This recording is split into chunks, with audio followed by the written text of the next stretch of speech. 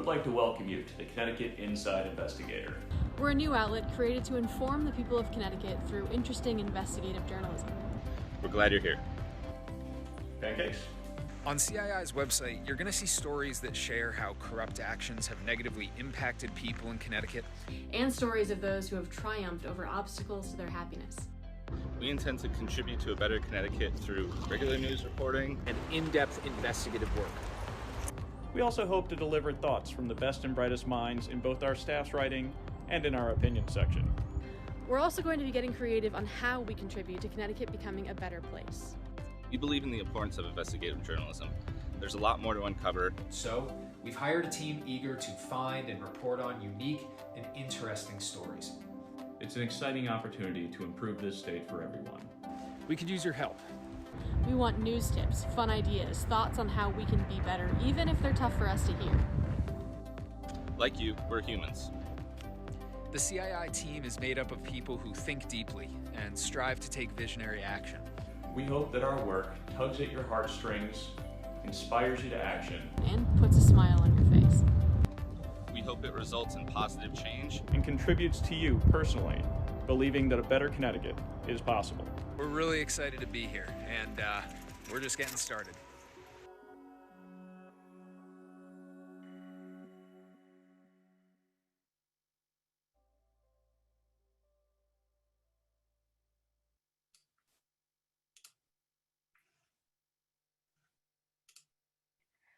Good evening.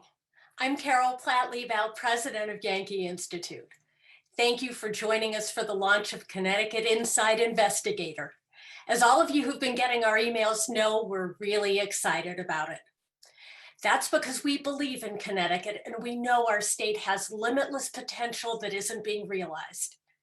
In everything we do, Yankee Institute is committed to empowering the people of Connecticut to forge a brighter future for themselves and their families. One way we fulfill that mission is by giving you the information you need that often simply isn't available anywhere else. One of Connecticut's greatest residents, Mark Twain, once noted that if you want to change the future, you must change what you're doing in the present. And that's exactly what we're doing. Here's my new colleague, Connor Dragotis, to tell you more about Yankee Institute's new project, Connecticut Inside Investigator.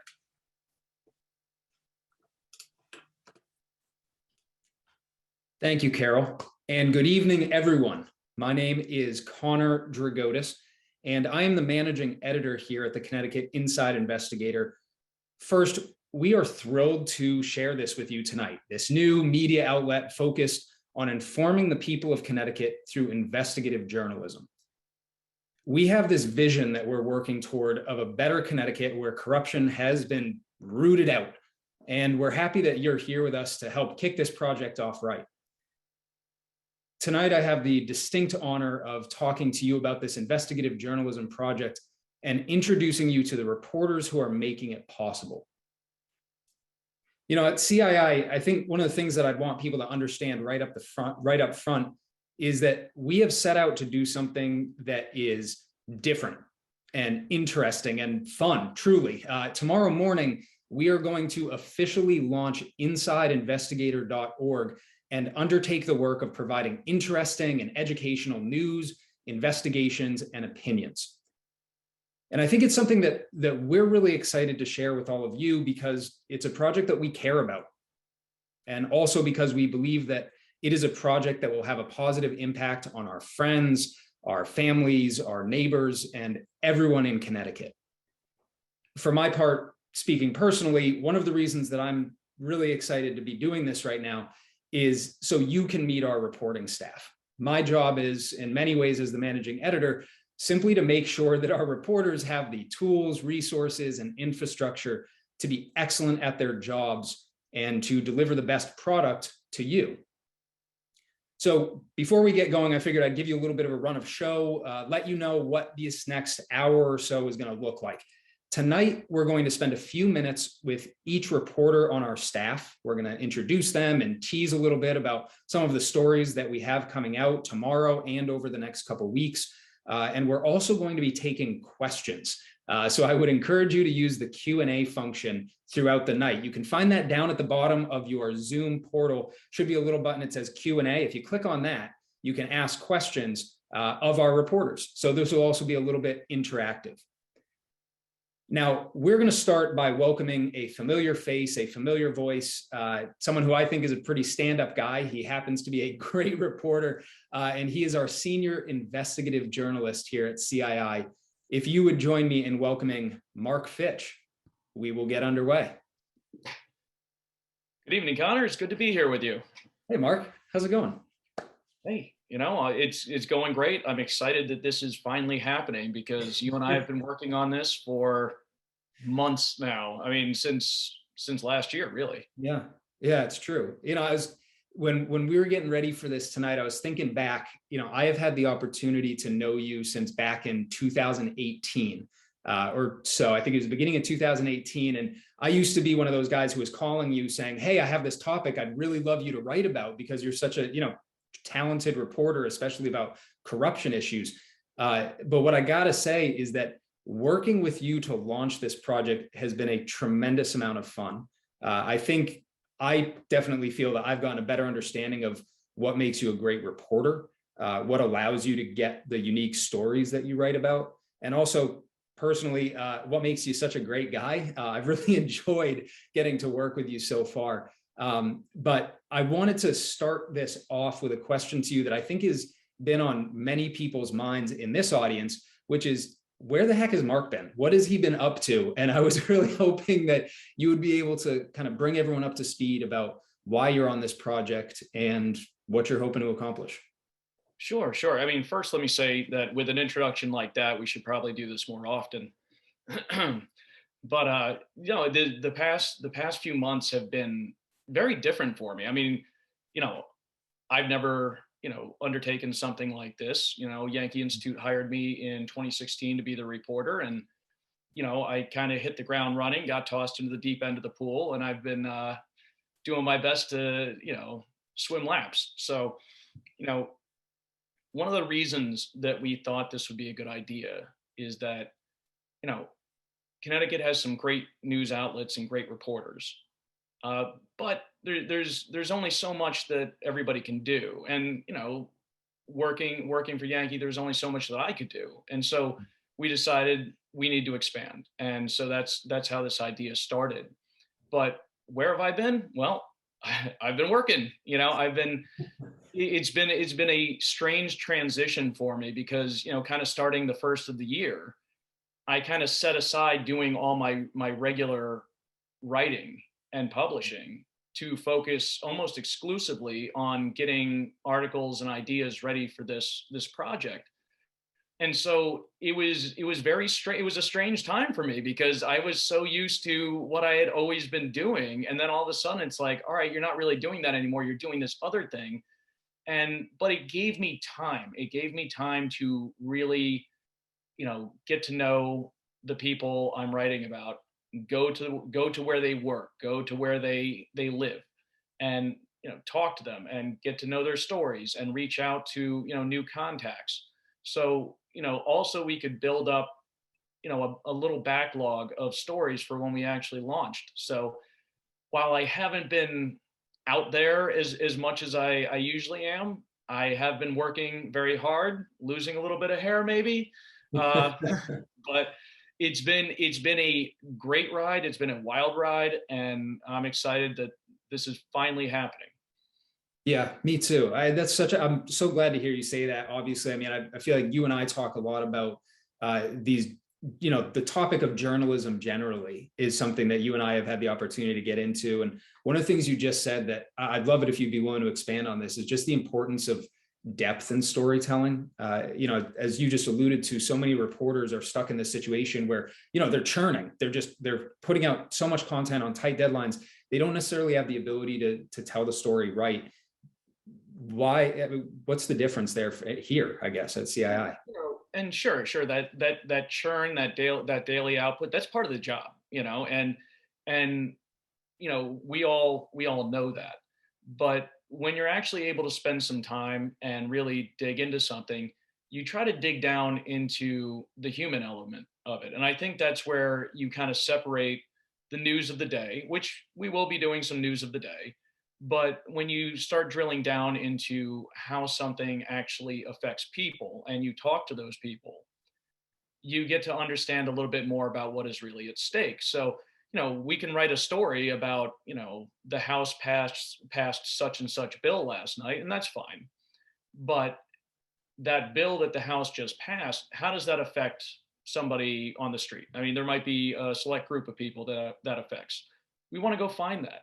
We want to look in different places. Sometimes you'll read a news story and there's a little tidbit in there, something small, and you're like, hey, I wonder about that. And having this extra staff on means that we can have the time to go chase that down. And I think that's important because, sometimes there's something out there and, there's a story that needs to be told. And, I, throughout my, 6 years working for Yankee, I would occasionally get people who would come to me with a story and say, I went to this place, I went to that place, and they just said they're either not interested or they didn't have the time. And so I'm coming to you. And I thank you very much. Now, a lot of times that doesn't work out, but sometimes it does. And I think that's what I'm really happy that I've found something and I've been able to give that person a voice. So that's what we're hoping to do here at Connecticut Inside Investigators. Find those stories, find those people, send us your tips, because we want to be able to tell your story. Love that. That's really well said. And I know you alluded to the fact that, yes, we do have other staff. So I want to introduce some of these new faces as well. Before we get there, though, could you just really quick tease one or two of the stories that you have coming out, drop some of those crumbs to let people know what they can expect from you in the next couple of weeks? Oh, absolutely. Yeah. I mean, I had the pleasure of following along two entrepreneurs as they try to start their own retail cannabis businesses in Connecticut under our new law, and the challenges and triumphs that they hope to have. I was able to visit this wonderful community school in Waterbury. It was a lot of fun. The principal took me around, showed me all the classrooms. I got to meet some of the kids. It was great. And then, we have a story coming up shortly it's some bombshell allegations coming out of the Department of Transportation. Myself and one of our other reporters dug through 1,000 pages of documents, trying to sort all this out and figure out what actually happened. So that's all going to be coming up shortly, and we hope everybody sticks around and watches it happen with us. Absolutely. Yeah, there's a lot of stuff in the hopper, I feel like, coming out over the next couple of weeks here. Yeah, no, there is. So I know I feel like there's a million questions I could ask you. Just an encouragement again to those in the audience, that Q&A tool, we will have a Q&A time set aside after we speak to each of our reporters here. So please drop those in and I'll be coming back to those questions. So Mark, thank you so much for grabbing a few minutes right now. And I'd like to invite Trisha to turn her camera on and join me real quick. Trisha, how's it going? It's going pretty well. How about you? Life is good. Nothing to complain about, right? Yeah, it is. Yes. It's a great night. It's exciting. For all of you in the audience here, this is the first face that I would like to introduce you to here. As you are about to find out, and you can probably already tell, Trisha is just a fantastic person to be around, high energy. And I have been incredibly impressed with her ability to cut through to the heart of an issue and ask the right questions. And on top of that, she's just been a really great addition to this team, just as we go back and forth on ideas for investigations and news and, hey, what do we want this thing to look like? So Trisha, all that to say, so happy you're here. I was wondering if you could share your connection to Connecticut. Why are you invested in this project that's so tied to this state? Yeah, so I'm actually from New England originally, born and raised. I lived in Western Mass for the first 25-ish years of my life. And I'm sorry, there's a cat just off screen trying to wreak havoc on everything. As usual, this is my life, it's chaos. Born and raised Western Massachusetts. I've worked in broadcast or some form of journalism for a little over 13 years, about 13 and a half years.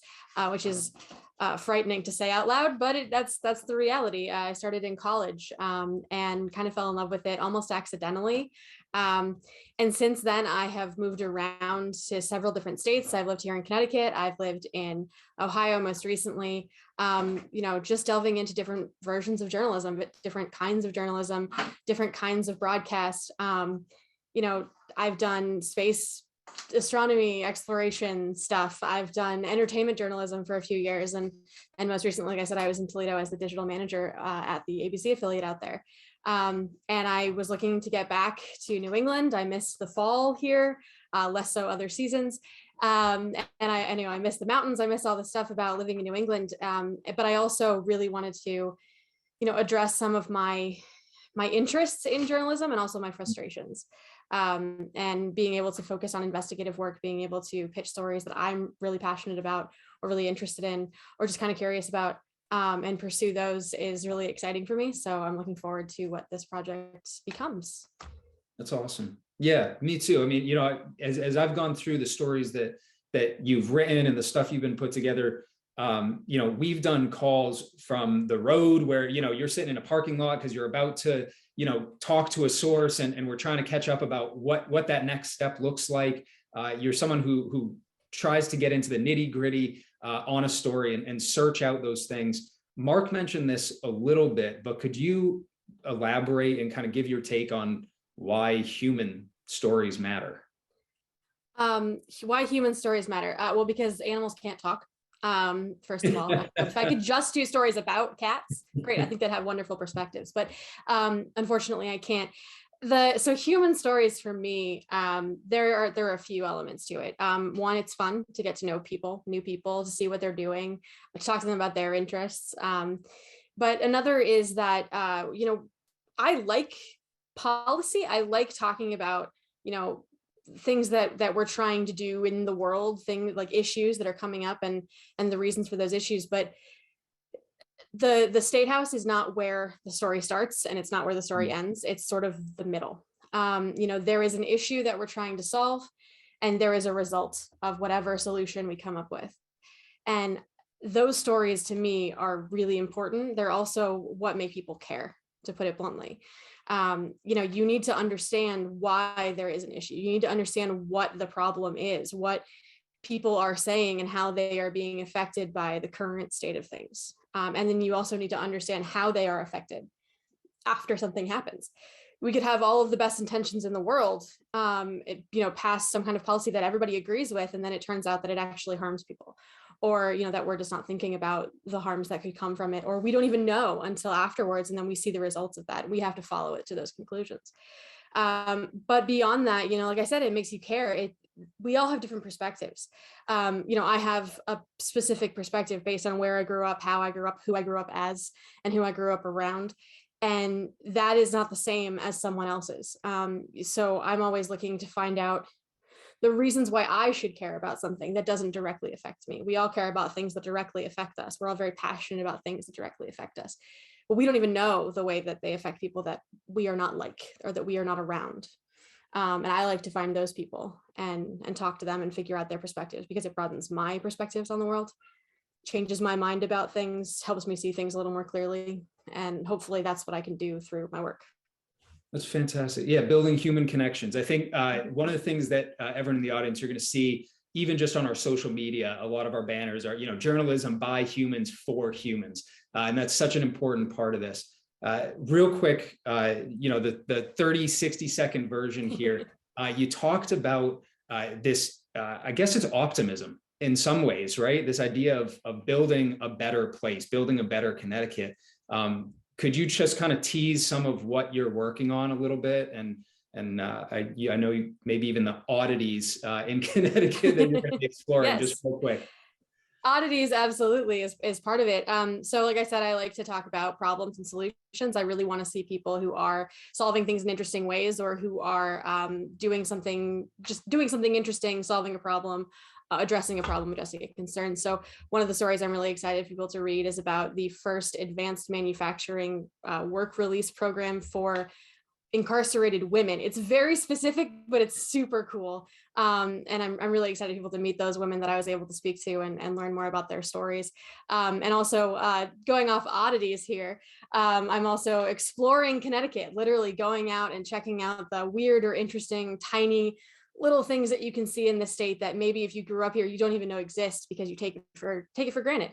I'm speaking to a neighborhood that is coming together to save a diner in the middle of Hartford that everybody's probably seen but doesn't know the story of. I want to go out and check out an abandoned sanatorium or a haunted island, get the story on Holy Land in Waterbury if you've seen it on the highway, things like that, visit some weird museums, learn about the state. And toward that end, I am looking for suggestions. So if you know of small, weird, interesting, cool things in the state, please send them my way. I'll happily take them and go find out more about them for you. Absolutely. Yeah, I love that. I feel like you already had a list built out, and I know it's about building connections in this state and making folks more aware of what's going on. I think one of our commitments too was finding those things that other people aren't necessarily writing about. And personally, I've been very just thankful that you have brought that to the table and that energy. So thank you for these few minutes, this quick introduction here. I know I saw a couple more questions drop in there as well. So don't worry, I'm going to bring you back up on stage in a few minutes to talk absolutely more. Looking forward to it. Tricia, thank you so much. And I'm going to have Tom come on screen if you don't mind.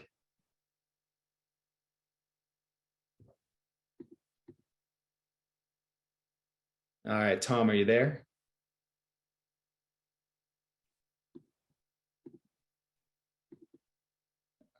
I see the microphone's off. The host stopped my video, so I can't turn it back on. Oh, no. Okay. Well, we'll see.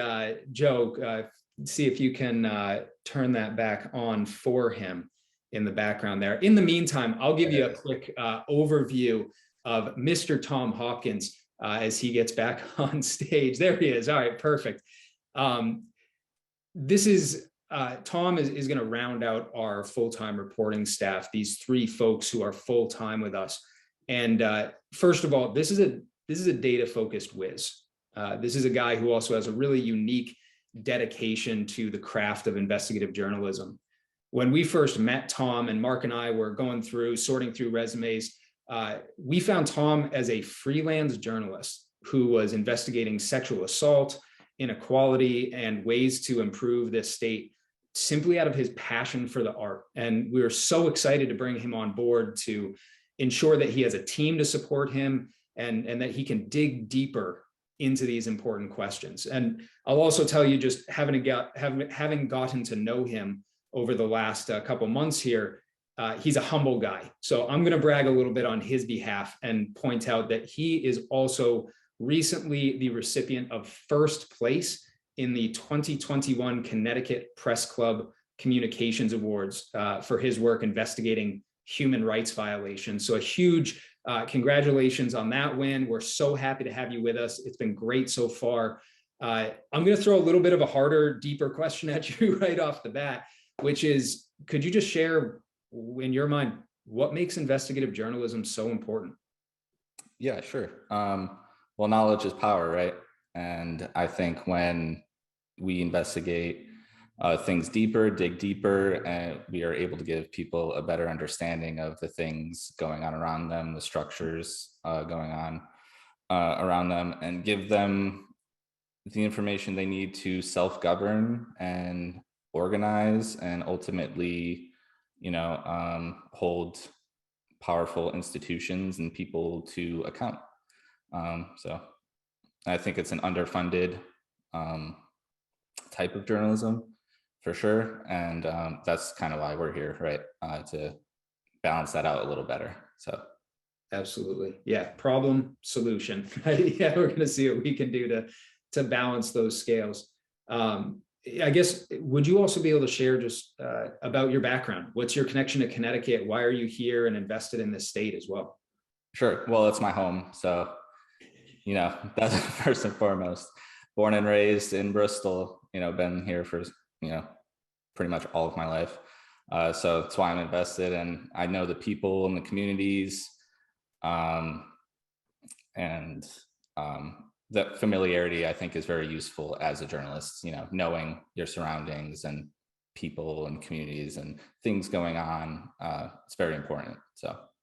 Absolutely. Well, I know already it's kind of given you this unique ability to step in and maybe tackle some stuff that, let's say just right off the bat, these are not easy topics that you have already jumped into. Some of these things, Tom was the one Mark alluded to earlier, who is working on some pretty serious stuff coming out of the Department of Transportation. Just generally, could you talk about your areas of focus and some of the things that you're going to be investigating moving forward? Yeah, sure. I'm interested in anything that is, being a voice for marginalized communities, holding powerful people, institutions to account, like I did with my work with UConn and the sexual assault allegations going on there from faculty. So that's where my main interests lie. Absolutely. Yeah, I think it's a tough one, right? I mean, I feel like you're uniquely situated to dig into some of these really difficult topics, and you've done a tremendous job so far. I know part of our MO here and what we're trying to bring to the table for everyone in Connecticut is this idea of, hey, things are getting better. We're working towards something better, bringing that little bit of optimism to the table. And I know even though the stories are dark in many ways, could you talk about, just real quick, is there an optimistic vision behind that? Is it a hopeful thing? What is it for you that really drives you forward? For me, yeah, it's optimistic for sure.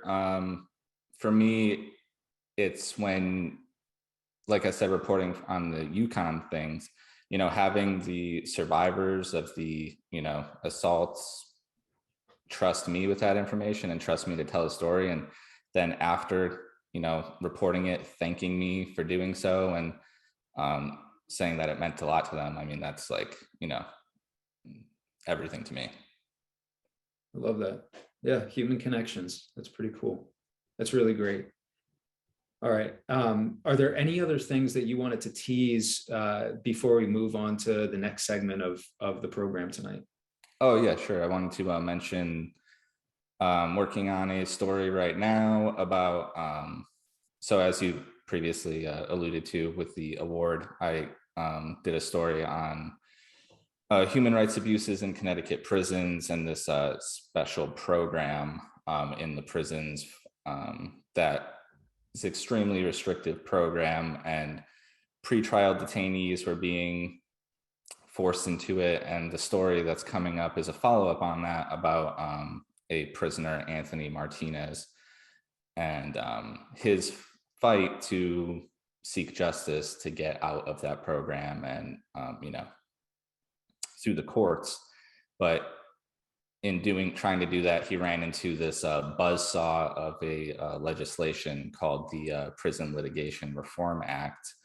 And I don't think it's a very well-known thing outside of maybe legal communities, but it's not new by any means. But it basically just shuts incarcerated people out of the justice system through, arbitrary rules and, red tape, things like that. So it's going to kind of just document his struggle to seek justice in the face of such a law. Wow. Okay. Well, that's definitely one to keep an eye out for among these many others. Tom, thank you. And I see, again, questions coming in here as well. Down at the bottom, that Q&A, if you have questions for the reporters about any particular topics, about what we're doing, about what we're working toward, please don't hesitate to drop those in. Those three are our core team of reporters. And I feel so lucky to be here, mostly because they're really great people. And they have just been a tremendous amount of fun as we've gotten the chance to work together. There's one other name that I want to recognize as well, and that is Joe Camardo, who's our digital director, who is working diligently on the back end of this event to make it function right now. You are going to see his visual design prowess and his strategic mind on our website and our social media. I think he brings this I'm going to call it a unique sense of adventure, Joe, to our storytelling. And hopefully you'll get to have a lot of fun interacting with what he has helped create in the stories on the website, on our social media. Tomorrow is, of course, the launch day for InsideInvestigator.org, but it is far from the beginning of the effort to inform and educate to root out corruption in Connecticut. I think there are many organizations and many people from all walks of life who are passionate about that cause. And at CII, we want to honor those efforts and join them in making Connecticut a better place. I personally don't think that CII is going to be a successful organization by just shutting our doors or trying to be the loudest voice in the room. We want to work together with anyone who shares our goal of rooting out corruption to improve Connecticut.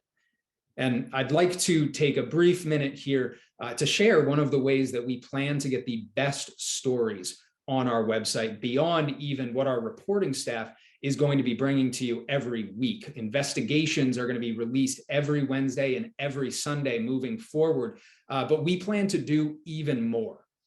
And at the core of that effort is we recognize that there are reporters and journalists across Connecticut who are limited in what they can write for their home outlets, or sometimes they just want to write something different.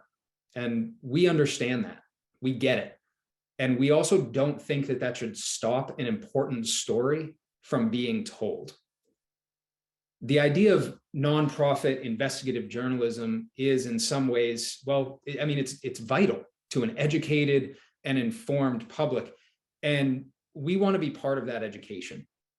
So to that end, we are going to be offering a new fellowship every month, paying $3,000 to write a single investigative piece for InsideInvestigator.org.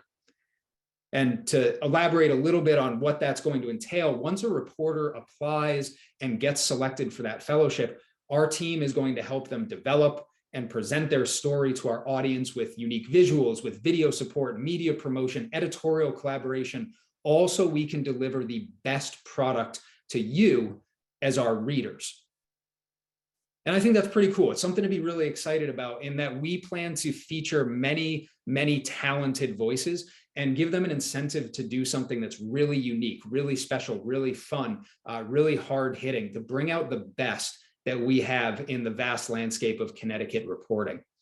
And this is just one of the many collaborative ideas that our team is pursuing as we work toward a better Connecticut. This project, Connecticut Inside Investigator, it's an incredible opportunity to do something that brings us together across the media landscape in this state. And as was alluded to earlier, quite frankly, we can't do it alone. We absolutely need your help. Everyone in this room sharing our stories, spreading awareness of our work, and helping us partner with those who believe in our mission. We are going to be dropping some links in the chat where you can follow CII on social media and help us expand our reach. You are in this room, quite frankly, I think because you're someone who cares. You're taking time out of your Tuesday night because you are curious or hopeful, or you want something better for Connecticut. And we are honored to serve you with investigative journalism because you're the kind of person that can do something good with it. Providing investigative journalism is a cause that each of us on the CII team, we care about really deeply. And it has been a humbling experience to see how many people share in that vision. Thank you so much for this opportunity. All right, well, we are about 15 or 20 minutes away from the end of tonight's program. And I see that we have a stack of questions that have come through in this Q&A tool here. Please continue to drop questions in as we have them, as you have them, and we're going to work to get through as many as possible here as we can. So let's start out with the no bid. All right, so let's talk about some specific things. A lot of really great questions here as well. You know, I'm going to take one of these right off the bat, which is talks about the relationship between Yankee and CII, because I think that's such an important one, and it's a really important one when you think about investigative journalism, right? So one of the things that we would like to share right off the bat is that CII is a project of the Yankee Institute. However, CII has management that is separate from Yankee Institute, which oversees its daily operations and determines its content, completely independent of the Yankee Institute. We believe in the importance of investigative journalism, and there's just so much to uncover. So this is an exciting opportunity to improve this state for everyone, and we're operating as an programmatic branch, but with separate editorial oversight from Yankee.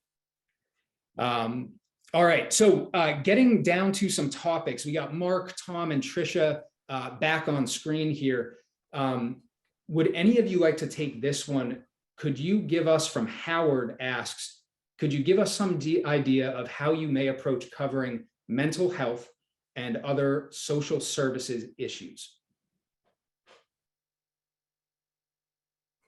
Yeah, I'm happy to take this one, Connor. I actually, I mean, before I came to Yankee, I worked for 10 years in the field of mental health at inpatient psychiatric facilities. So I'm, you know, I know a lot of people still. I mean, very good friends who are in that industry, and I'm, you know, very comfortable, you know, speaking with, you know, people who face those issues. So yeah, I think that's something that can be approached in the right ways. And I know that's a big issue that's in the legislature now, is funding for mental health services for kids, everybody coming out of the pandemic, frazzled, isolated, you know, scared at times, and it can have an effect on people's mental wellness. So I think in approaching, you know, a subject like that, you know, you have to treat everyone as a unique individual. And having spent, you know, so much time working in these facilities, you know, there's a stigma about, you know, patients in, you know, patients with, you know, mental illness issues and things like that. But honestly, like, when you get down to it, when you're talking to them, they're just regular people. You know, they have problems, and sometimes they are able to overcome some of those issues, and sometimes it's a battle. And I think, you know, a lot of people have been at those points in their lives. I mean, I know, you know, I've been at points in my life where it's just, you know, it's been tough.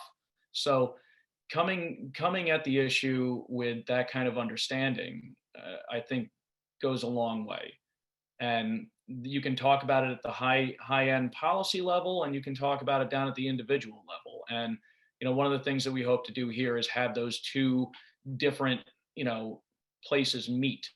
You know, the high level policy, and you know, down at the individual level as to how they can, you know, what works best for people facing these kind of dilemmas in their life.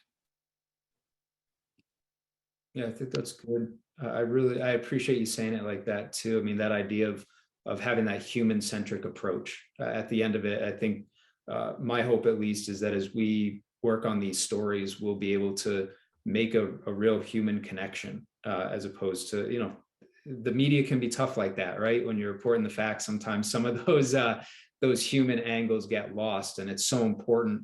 I know Robert also put in there, he said, where does this organization stand in terms of reporting accurate information?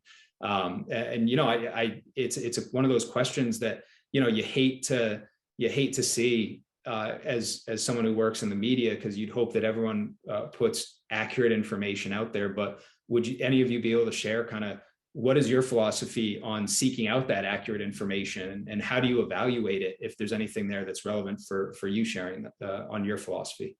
Yeah, I take that one, at least partially. Yeah. I think that some of the idea, at least, of media these days, I think you can separate like national media from local media in a lot of these conversations. But the idea that there isn't accurate information has a tendency to come down to that issue of time and of resources that Mark talked about right off the top. That, you know, they're churning out a lot of stories every day. You know, I just came from this environment where you're just putting out everything you can all the time. And it can be difficult to access. It's less about being able to access information and more about being able to access context. So journalism to me is context. The information is available, it's out there, you can find it. Ideally, everyone is able to evaluate information for accuracy, although I know that we are lacking that in a lot of ways societally. But the context is what we are able to bring, because people don't have all day to sit and look at a spreadsheet full of what people are making this year, or read through every page of a very long bill or a long contract or you know, a court case. All of this information that is just available out there, we have to be able to provide context for that. And when you have to turn a story every single day, if you're working in television, which is where I came from, if you only have 90 seconds to tell a story, if you only have, you know, 6 hours to turn around that story beginning to end, you don't necessarily have the time to add the context that it needs. You have to do a new story tomorrow. You can't, you know, spend a lot of time telling one story as well as you can. And that is the goal of investigative journalism. That is the goal of anything that is long form, that is long reported, is to provide as much context as possible, to talk to people with interesting perspectives or varied perspectives, to get into the data, you know, of a situation, to follow up on claims being made by people. And not just report the claim as it stands. And that is lost in the daily churn of journalism. So we need outlets that are focused on that long form, longer term work, because it is difficult for especially commercial ventures to fund it. They don't have the money, they can't point to it and say, this makes us money every day, because it's taking 6 months to report a story. Yeah. You know, some of the biggest stories in the world have been reported on very long timelines that you have to fund. And that's not always available. So I think that's sort of, at least for me, that's what I bring to this. And that's sort of my perspective. I think it's so true. And I mean, you know, these are the mechanisms that lead to accuracy. And I would say that, you know, we are, as an organization, CII is committed to accuracy. It is a foundational principle for us. You know, as we go through the multiple levels of review of information and sources, I mean, one of the things that you'll see on our site, which I think is somewhat unique from other news places, is we're linking to original sources in as many instances as are possible. You know, a lot of folks are kind of internally linking to other articles to make sure they're keeping traffic and getting clicks. You're going to see us linking directly to the lawsuits, directly to the statements, directly to the videos to make sure that it is accurate. And more importantly, the folks can always double check us too. And we can make sure that we are fulfilling that promise to accuracy as a foundational principle for us. Mark or Tom, did you have anything to add on that point as well? Yeah, I think Trisha nailed it when she said, you know, people don't always have the time to, you know, look through a lawsuit or, you know, whatever, look into data. You know, me and Mark for the Department of Transportation story had to go through a stack of stuff this big, you know, lawsuits and court filings and all types of things. So I think that's important. For you know, one of my previous stories I created my own original data set, you know, like by going through every single state's budget to see what they're spending on, you know, corrections and things like that. So that's what investigative work brings to the table. And obviously accuracy is part of journalism, and seeking truth is as well. So those are the principles that guide me. Yeah, and I would just add, you know, to your point, Connor, you know, don't believe us, follow the link. Absolutely. Yeah. And, you know, I think it's really important too. One of the things that, you know, as you said in the video, like you, we're humans. And I think that anytime that like we actually invite those questions and those challenges to say, hey, you know what, I didn't understand that point, or I didn't feel like this was there. Talk to us. email us. Like, we're going to be really upfront about any times if we do miss something, we're going to correct it. And if we feel like we could have been more thorough, we're going to go after that as well and make sure that we're delivering the best product. I think we want to be credible, we want to be trustworthy, and we want to do that not by taking shortcuts, but by being humble in our work and being honest about our shortcomings as well. So tons of potential here, but please let journalism by humans for humans. This is the start of a dialogue and the start of a conversation, and we're really excited to continue it with everyone. I know there are a few questions in here that I'm seeing about specific stories. One, Thomas had asked if we're going to be investigating the no bid contract, or we're going to wait until the FBI issue reports. Instead of getting into the specific one, and Thomas, I don't want to sidestep it. What I do want to tell you is that we are open to topics that impact people in Connecticut. And that absolutely would be included in that. So if we can continue to have those conversations, we actually have on our website, as you will see, ways to reach our reporters directly through encrypted channels, through email, and through other ways as well. You could even tweet at them if you wanted. But any tips, leads, communications that you have regarding topics that are impacting your life or the life of someone that you care about, we would encourage you to help us do that job well and help guide us towards stories that would tell human stories in Connecticut. One other question that I wanted to address really quick, Jeffrey asked if we will be paywalling our content. And I would like to share that we do not plan to paywall our content. We want people to be reading this and sharing it and engaging with it. One of the important pieces there being, at some point we may explore having more stuff like this, direct conversations or smaller gatherings as a premium product, where you could go in and say, hey, Mark, I read your story about the marijuana businesses. Let's talk about it. And those kind of things we may offer as a premium paid product, but our articles will always be free and not hidden behind a paywall. Connor? Yeah, absolutely. Do you mind if I address something? Do you mind if I address something from the previous question real quick? Yeah. So part of that question was also about, like, do you plan to cover this specific thing that obviously we can't say yes or no because we haven't decided yet. But the end of that was about waiting until the FBI releases their investigation or their report. I can say that I don't think any of us, just knowing what I do about myself and Mark and Tom, and journalists generally speaking, ever want to wait for someone else to give us the story. We always want to get it first. If we can beat the FBI to their own story, yes, please, we want to do that. Because then we'll brag about it for the next 10 to 15 years. We always want to get something before it hits, but there's also the reality of the fact that especially organizations like the FBI will stonewall us. That we're not always able to get documents that were released during investigations. We're not always able to get information. So, I think that there's this need in me to be like, yes, we're as hungry as you want us to be. Like, we absolutely want to get things first, to get them before other people, to get them before they're released to the public, because that looks good for us. It feels good. It's energizing. Not always able to, but certainly always trying. Love that. That's great. Mark, Tom, anything you wanted to add to that? What did I say about Trisha and that energy, folks? Am I right? That's important. Just let me talk for everyone. It's fine. Mark, Tom, anything you have to add to that? Yeah, I'd just say FOI, Freedom of Information Act laws exist, but there's so many ways that they could, like she said, stonewall you on those.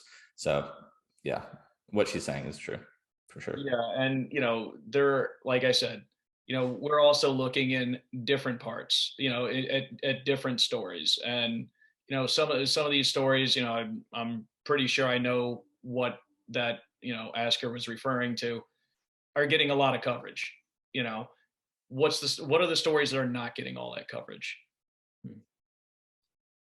Yeah, absolutely. Tom, I know you had mentioned the other day, the story about the is a grave digger. Would you be able to share that real quick? I think it speaks so importantly to a philosophy that we're trying to pursue. Right. Yeah. This is a approach I try to bring as well. So there was an old journalist. He's dead now, but he worked for the New York Times. His name was Jimmy Breslin, and he always had a unique angle on a story. He didn't follow the herd on things. He took his own path. And the famous example of this is his story on the person who dug JFK's grave after he was assassinated. There's a whole big, media circus at his funeral, and, all the media people were, over filming or, whatever, reporting on the actual funeral. But what he did was he went and he actually talked to the man who dug JFK's grave. And I think that's one of his most famous stories. So, I like to say I employ the grave digger mentality when looking for stories and reporting on stories. Absolutely. Yeah. Bringing that to, getting a different angle is so important, and digging deeper. I mean, that is in so many ways the core of the driving force behind creating this organization, right? And I was so happy I'd never heard that story before the other day. So thank you for recounting it for what I'm sure is much more than the second time. All right, so we are getting down to the last few minutes here, and I guess jumping off of what Tom just said, I would love to just have each of you talk a little bit about kind of either the ingredient for better journalism, or what you think you want to set yourself apart as a journalist in this project moving forward. Is there anything else that you'd really want this audience to know before we wrap up? I think for me, and it's always been my kind of contrarian mentality, but when everybody's saying one thing, I always want to find the person who's saying the opposite and just find out, because, you don't want to have tunnel vision. So I always like to find that other voice in the room, or, the person who's saying, hey, maybe this isn't quite what it seems. And that's just me. I mean, I have to stop myself sometimes, because I'll argue with people for no reason whatsoever about stuff I agree with them on, and I'll just take the opposite route just because I just like to do it. I have to stop myself, but in reporting, I think it can be an interesting way to find other viewpoints and other, ideas that are out there. So. Yeah, I know in your Twitter bio, I think it says author, reporter, bit of a jerk. And I would reframe that to say someone with a really sharp mind who's able to look at the other angle. So give yourself a little credit there. Tom, Trisha, other thoughts just as we wrap up, other things for this audience? Yeah, I mean, in terms of the one thing, there's never one thing, especially with me. There's always 14 or 15, 27. I have a lot of thoughts. I pontificate a little on journalism on Twitter, especially. Come join me. There's lots of cat pictures in between. But the thing for me, I guess, if I need to boil it down to something that I'm really interested in, or really focused on, not just in reporting, but in the framing of stories, is the thing that everyone is struggling with right now is how to maintain an audience among young people. People who are millennials and younger do not engage with news the same way that they used to, that our parents did, or our grandparents did. It's different now. No one I know who's my age has cable. No one has anything that they're not turning on local news every night. How do you do local journalism in a way that engages a younger generation? And by younger, I mean 40 and below. But especially under the age of 30. And I'm looking for interesting ways to engage younger people. I'm looking to engage with their perspectives too, because I do not think about the world the way that a 15-year-old or a 20-year-old or a 25-year-old thinks about the world.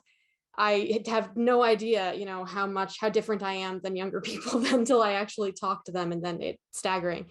But they're always interesting, and they have thoughts, and I want, especially young people to know that we take them seriously. and their concerns and their issues seriously, that this is a place where they can also be heard, and that we're trying to be fun and interesting and present things in a way that makes sense, that isn't going to bore them to tears or sleep, or back to YouTube. So yeah, I want to engage young people. I want to engage different audiences. I want to find a way to tell stories that are different and interesting. Yeah, that's what I'm here for. That's what I'm in journalism for. I'm a storyteller. Give me your stories. Love that. Yeah, that's really cool. That's fantastic. Thank you for sharing that.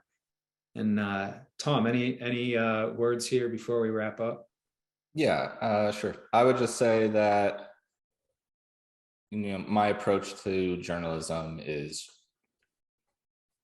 just truth seeking, and it doesn't matter, what side, whatever, what, agenda, it doesn't matter to me. It's sometimes in certain situations, the truth is just the truth, and it's on one side or the other. And that's what I'm looking to find and report ultimately. Absolutely. Absolutely. All right. Well, thank you to you three. Thank you, Joe, on the back end, and everyone else who's helped make this possible. Most importantly, as we wrap up, I would again like to take a minute to thank all of you for being here and for being a part of this launch. This event, this last hour, has really just been the briefest of introductions to these wonderful people on the CII staff, and just the beginning of getting to know them. We're looking forward to continuing this conversation, and please keep an eye out for an email where we will be having more conversations like this, where there will be more opportunities to engage with our reporters, to talk to them, to ask them questions, to dig deeper on these stories. Tomorrow's a big day. It's the start of something that is exciting, that is interesting, and something that is fun. And thank you for being here and for supporting our work. We are very much looking forward to seeing you at insideinvestigator.org. Have a great night, everybody.